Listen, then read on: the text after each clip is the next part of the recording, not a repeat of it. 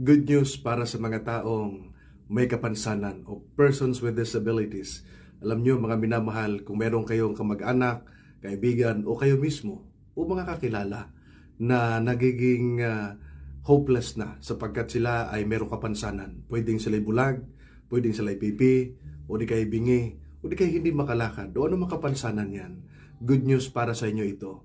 Huwag lamang kayong mawalan ng pag-asa sapagkat si Kristo ang ating pag-asa, ang ating Panginoon ang ating pag-asa. Bakit po?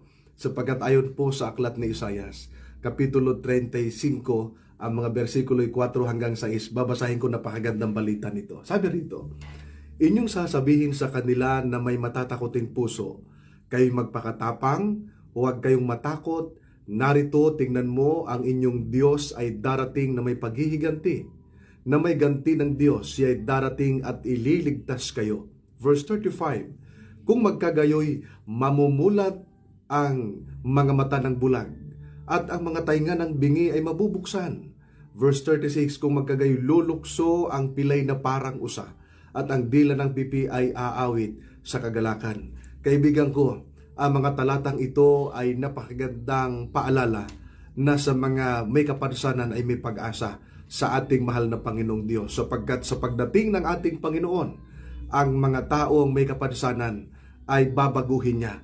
Ibabalik niya ang original na plano niya ng pagkalikha ng tao. Kaya anumang kapansanan mayroon ka, o sa iyong kamag-anak o kaibigan, sa ating Panginoon may pag-asa. Kaya ang sabi doon, huwag kang matakot, ikaw na may matatakoting puso, ikaw ay magpakatapang, nasabi rito, dahil ang Diyos ay darating at ililigtas, at yung mga bulag makakita sa pagdating ng Panginoon. Yung bingi makakarinig, mga binamahal. Yung pipi makaaawit sa Panginoon. Yung pilay, ang sabi roon ay tatalon, mga minamahal, lulukso na parang usa. Hindi ba napakaganda ito? At ang pipi ay aawit sa kagalakan. Ito isang napakagandang pag-asa.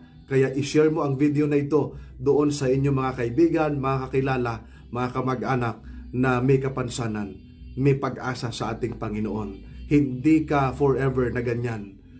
Kay Kristo lamang merong pag-asa. Kaya panghawakan nating matibay ang mga bagay na ito. God bless you.